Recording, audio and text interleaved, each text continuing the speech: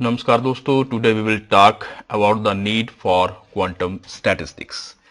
जैसा कि हम पिछले लेक्चर्स में एमबी स्टैटिस्टिक्स के ऊपर बात कर रहे थे, एमबी स्टैटिस्टिक्स के different laws in the form of momentum, energy हमने बात की थी।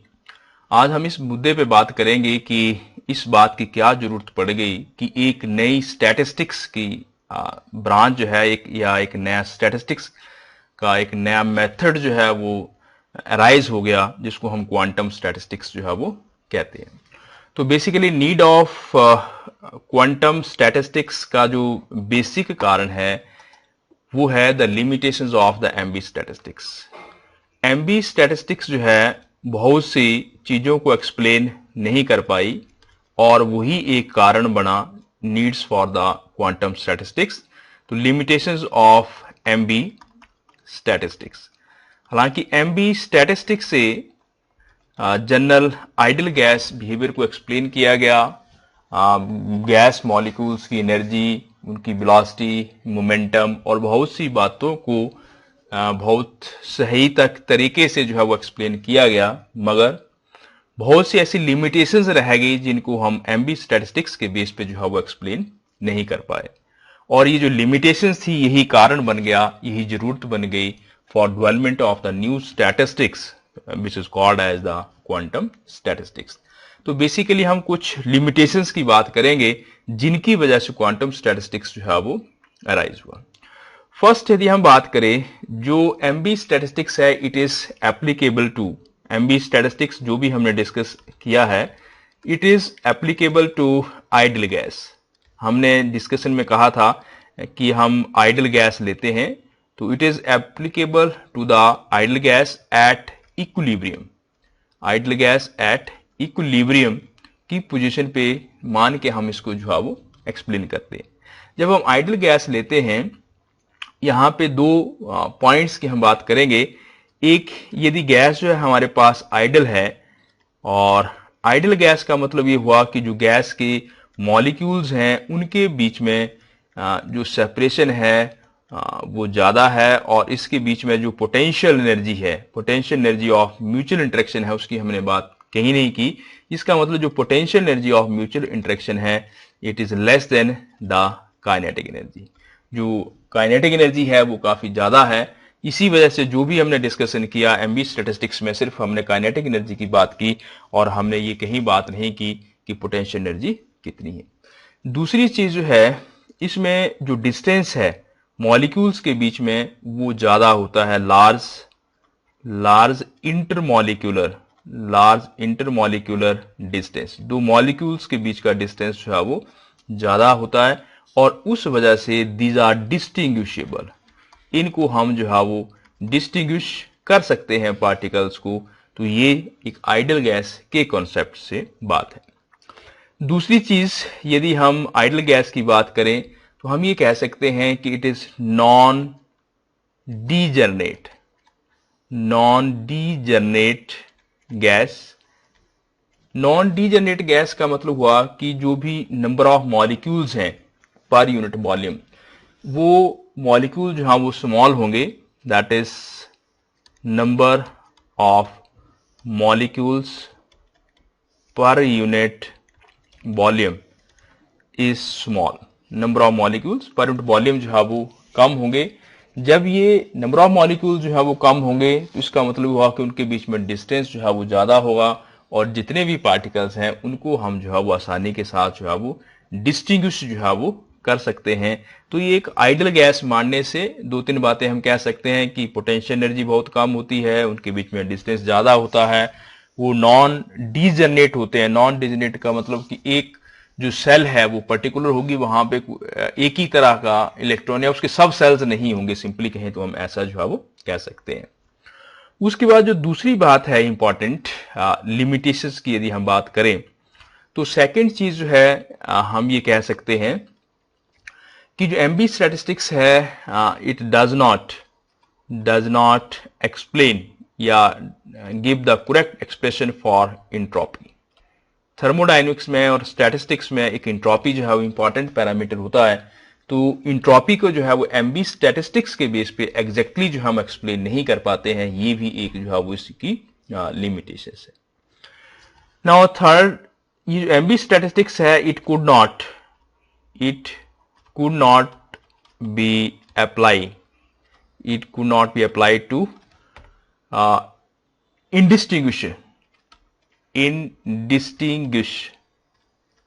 indistinguishable particles। हम एमबी स्टैटिस्टिक्स में डिस्टिंग्विशेबल पार्टिकल, जिनको डिस्टिंग्विश किया जा सके, उनकी बात करते हैं, मगर जो इनडिस्टिंग्विशेबल है, जिनको हम पहचान नहीं सकते, आइडेंटिफाई नहीं कर सकते, उस तरह के जो सिस्टम्स हैं वहां पे हम एमबी स्टैटिस्टिक्स को यूज नहीं कर सकते। इसमें आप एग्जांपल ले सकते हैं फोटोन गैस या इलेक्ट्रॉन गैस। यहाँ पे जो पार्टिकल्स हैं दे आर इनडिस्टिंग्विशेबल, और यहाँ पे जो है एमबी स्टैटिस्टिक्स जो है वो यूज नहीं होती है।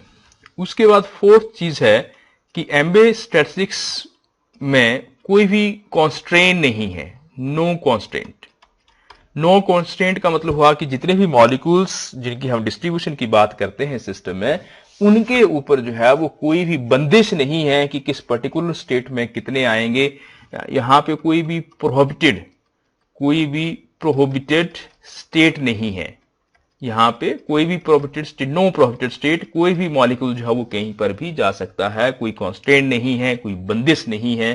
तो इस तरह की भी चीज है, जबकि इट इज नॉट पॉसिबल कि हर कोई पार्टिकल जो है वो हर किसी स्टेट में जो है वो हो सकता है। तो ये भी एक इसकी जो है वो लिमिटेशन है। And fifth limitation, that is it could not explain कई चीजों की एक्सप्लेन नहीं कर पाया, जैसे फोटो इलेक्ट्रिक इफेक्ट क्यों होता, उसका क्या कारण है, या ब्लैक बॉडी रेडिएशंस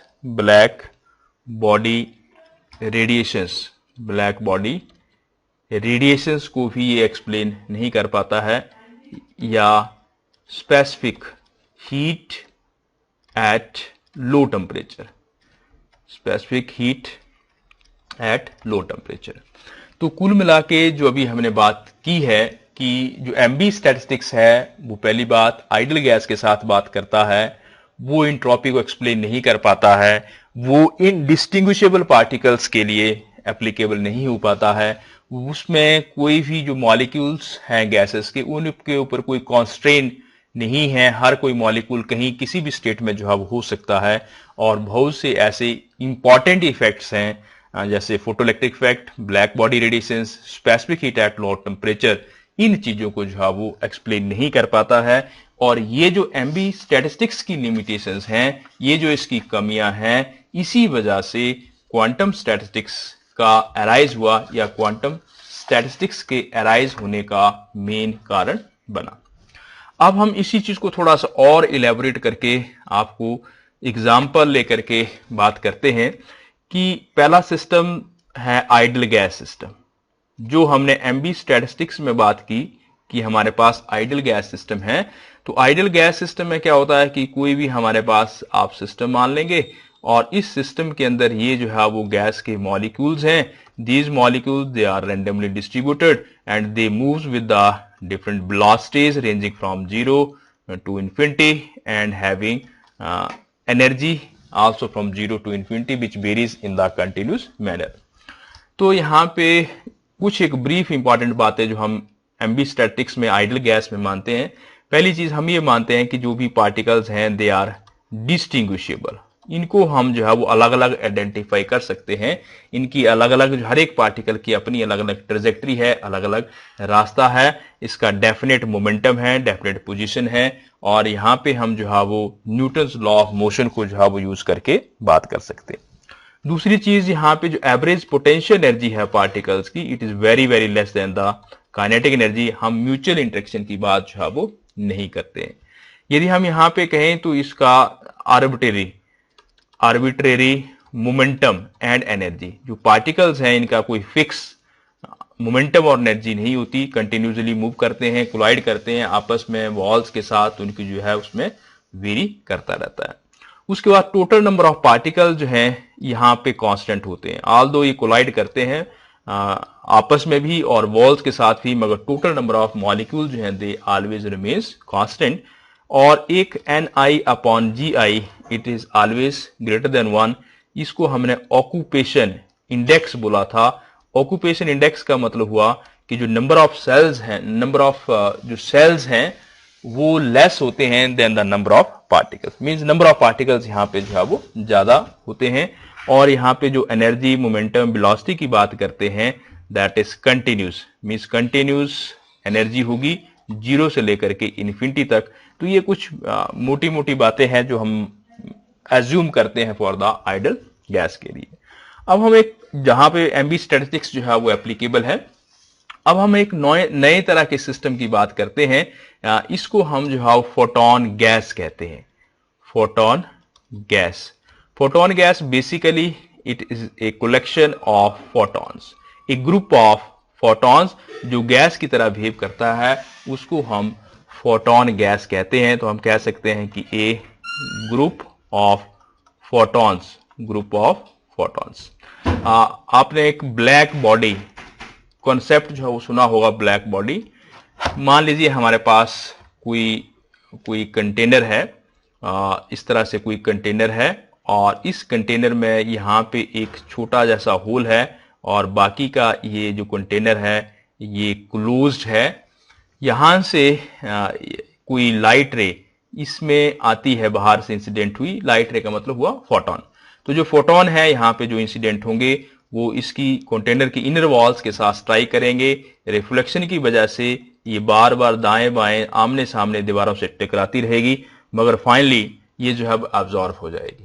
तो ये जो बाहर से आ रहे थे light means stream of photons, photons का एक लाइन बीम, और इसके अंदर जो है बहुत सारे फोटॉन्स हो जाएंगे जिसको हम कह सकते हैं कि ये क्या है, एक फोटोन गैस है। तो इस तरह का सिस्टम उसको हम जो है फोटोन गैस जो है वो कहते हैं। मगर इसमें क्या फर्क होता है आइडल गैस से जो हमने पहले बात की। तो फोटोन गैस में पहली चीज, जो भी फोटॉन्स होते हैं दे आर इनडिस्टिंग्विशेबल। इन फोटॉन्स को आप जो है वो अलग अलग पहचान नहीं सकते। फर्स्ट ये एग्जांपल लें कि जैसे मान लो पानी के दो ड्रॉप्स हैं, एक ड्रॉप ये है, एक ये है। इसके अंदर पानी के मॉलिक्यूल्स हैं, इसके अंदर भी पानी के मॉलिक्यूल्स हैं। यदि ये दोनों ड्रॉप्स जो है वो आपस में इकट्ठा होकर के बड़ा ड्रॉप बन जाता है तो दोनों के मॉलिक्यूल जो है वो मिक्स हो जाएंगे। तो हम ये नहीं कह पाएंगे कि फर्स्ट वाले मॉलिक्यूल में कौन से, फर्स्ट वाले ड्रॉप में कौन से मॉलिक्यूल थे और सेकंड वाले मॉलिक्यूल ड्रॉप में कौन से मॉलिक्यूल थे। उनको पहचानना जो है वो मुश्किल हो जाएगा या हम पहचान नहीं पाएंगे। तो जो फोटोन गैस में फोटॉन्स होते हैं दे आर इनडिस्टिंग्विशेबल। दूसरी चीज, यहां पे जो फोटोन गैस है इसको हम स्क्रॉडिंजर इक्वेशन से सॉल्व करते हैं। स्क्रॉडिंजर इक्वेशन की हेल्प लेते हैं इन पार्टिकल्स के मोशन को एक्सप्लेन करने के लिए, और साथ में हम एक वेव फंक्शन साई जो है वो इस्तेमाल करते हैं जो इसकी पोजीशन और टाइम को जो है वो आपस में कोऑर्डिनेट करता है। और यहां पे इसकी स्पेसिफिक ट्रेजेक्टरी नहीं होती, कोई फिक्स ट्रेजेक्टरी जो है वो नहीं होती। इस केस में degeneracy of levels, energy levels की डीजनरेसी होती है। हम फोटोन आइडल गैस में हम कहते हैं कि एक पर्टिकुलर एनर्जी लेवल है, मगर जब हम यहां पे बात करते हैं तो एक जो पर्टिकुलर लेवल होता है उसमें क्लोज 2 या 3 लेवल्स होते हैं डिस्क्रीट, बिल्कुल एक ही एनर्जी के ऊपर, जिसको हम डीजनरेसी ऑफ लेवल जो है वो कहते हैं। एक और इंपॉर्टेंट डिफरेंस है कि यहां पे जो n है it is not constant. Ideal gas में total number of particles constant रहते हैं, मगर यहां पे n जो है वो कांस्टेंट नहीं रहता। जो फोटोन यहां से लाइट की फॉर्म में यहां पे इंसिडेंट होता है वो लगातार एब्जॉर्ब भी होता रहता है और इमिट भी होता है। तो एब्जॉर्प्शन और इमिशन में जो नंबर ऑफ फोटॉन्स हैं वो चेंज होते रहते हैं, वो सेम नहीं रहते। उसके बाद इट डज नॉट ओवे, जो फोटोन गैस है does not obey Pauli's exclusion principle. Pauli's exclusion principle ये कहता है कि किसी एक स्टेट में सिर्फ दो या दो से ज्यादा पार्टिकल्स नहीं रह सकते। तो फोटोन गैस में ऐसा नहीं है, एक स्टेट में कितने भी पार्टिकल जो है वो रह सकते हैं। और इस केस में जो ऑक्यूपेशन इंडेक्स है जिसको आप Ni/Gi कह रहे हैं, इट इज अप्रोक्सीमेटली 1 के बराबर होता है। मतलब ये हुआ कि जो नंबर ऑफ सेल्स हैं और नंबर ऑफ पार्टिकल्स हैं दे आर ऑलमोस्ट इक्वल। तो इस तरह का जो सिस्टम है उसको फोटोन गैस कहते हैं और यहां पे हम एमबी स्टैटिस्टिक्स जो है उसको इस्तेमाल नहीं कर सकते हैं। उसके बाद एक और तरह का सिस्टम है जिसके बारे में हम डिस्कस करना चाहेंगे, उसको हम कहते हैं इलेक्ट्रॉन गैस। इलेक्ट्रॉन गैस, जैसा हम सभी जानते हैं कि हमारे पास जो कंडक्टर होते हैं जिसमें करंट फ्लो करता है, उन कंडक्टर्स में जो है वो फ्री इलेक्ट्रॉन्स होते हैं और ये जो फ्री इलेक्ट्रॉन्स हैं ये रेंडमली दाएं बाएं ऊपर नीचे जो है वो मूव करते हैं और तो ये एक आइडियल गैस की तरह ही सिस्टम बन जाता है जिसमें गैस मॉलिक्यूल की जगह इलेक्ट्रॉन है। तो इस तरह के सिस्टम को हम जो है वो इलेक्ट्रॉन गैस कहते हैं। इलेक्ट्रॉन गैस का मतलब हुआ a group of a collection of electrons. तो इस तरह का जो सिस्टम है उसमें जो भी हमने पीछे फोटोन गैस में बातें डिस्कस की वो सारे की सारी बातें जो है वो सेम एज फोटोन गैस। इसमें जो डिफरेंस है वो हम यहां पे जो है वो डिस्कस करेंगे क्योंकि जो पार्टिकल इलेक्ट्रॉन्स हैं they are identical indistinguishable. Schrodinger equation यहां पे यूज होती है, डिजेनेसी ऑफ लेवल्स यहां पे होती है। हम कुछ बातों की जो है वो बात करना चाह रहे हैं। पहली चीज है डिफरेंस की बात करना चाह रहे हैं कि NI/GI it is less then 1। जो ऑक्यूपेशन इंडेक्स है वो 1 से कम होता है। इसका मतलब हुआ यहां पे कि जो नंबर ऑफ पार्टिकल्स हैं वो कम होते हैं और जो सेल्स अवेलेबल सेल्स हैं वो ज्यादा होते हैं। ये एक डिफरेंस है पिछले वाले से। और दूसरा सबसे इंपॉर्टेंट डिफरेंस ये है कि it obey the Pauli's exclusion principle. ये पॉलीज एक्सक्लूजन प्रिंसिपल को जो है वो ओवे करता है जबकि फोटोन गैस जो है वो ओवे नहीं करती है। तो इस तरह का सिस्टम जिसमें हमारे पास इलेक्ट्रॉन गैस हो, फोटोन गैस हो, पार्टिकल्स आइडेंटिकल हो और वहां पे जो है वो कोई उनकी स्पेसिफिक ट्रेजेक्टरी ना हो, डिजेनेसी ऑफ एनर्जी लेवल हो, इन सभी बातों में हम जो एमबी स्टैटिस्टिक्स है उसको जो है यूज नहीं कर सकते। तो ये इसकी एक बहुत बड़ी लिमिटेशन है, कमी है। इसी कमी को दूर करने के लिए दो जो हम कहते हैं क्वांटम स्टैटिस्टिक्स का जो है वो कॉन्सेप्ट अराइज हुआ और ये क्वांटम स्टैटिस्टिक्स फर्दर जो है जैसे हमने फोटोन गैस की बात की वहां पे बोसॉन्स होते हैं, बोसॉन्स कलेक्टिव तौर में हम बोसॉन्स कहते हैं और जो इलेक्ट्रॉन गैस की बात की इनको कलेक्टिव तौर पे हम फर्मियंस कहते हैं और जो बोसॉन्स के लिए वहां पे अलग तरह का कॉन्सेप्ट स्टैटिस्टिक्स डेवलप हुई जिसको बोस आइंस्टीन स्टैटिस्टिक्स कहते हैं और फर्मियंस में अलग तरह की जिसको हम FD स्टैटिस्टिक्स में कहते हैं। तो अपने नेक्स्ट लेक्चर्स में हम इस BE स्टैटिस्टिक्स और FD स्टैटिस्टिक्स के ऊपर ही बात करेंगे।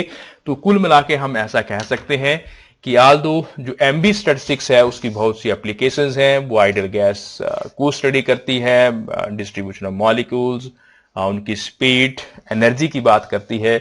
मगर यदि पार्टिकल्स हमारे पास इनडिस्टिंग्विशेबल है, यदि पार्टिकल्स ऐसे हैं जो आइडेंटिकल हैं और पार्टिकल्स ऐसे हैं जो डिजेनेसी फॉलो करते हैं और वहां पे नंबर भी कांस्टेंट नहीं है, वो पॉलीज एक्सक्लूजन प्रिंसिपल को ओवे करते हैं या एक केस में नहीं भी करते हैं। तो इस तरह की जो सिचुएशन है जो फोटोन गैस या इलेक्ट्रॉन गैस से मिलती जुलती है वहां पे हम एमबी स्टैटिस्टिक्स जो है वो अप्लाई नहीं कर सकते और यही जो है वो कारण बना क्वांटम स्टैटिस्टिक्स के अराइज होने का।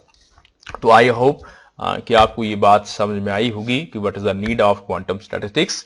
यदि आपको ये मेरा लेक्चर जो है वो अच्छा लगता है तो प्लीज इसको लाइक करें, शेयर करें और मेरा चैनल जो कि डॉक्टर एचपाल के नाम से है उसको सब्सक्राइब करें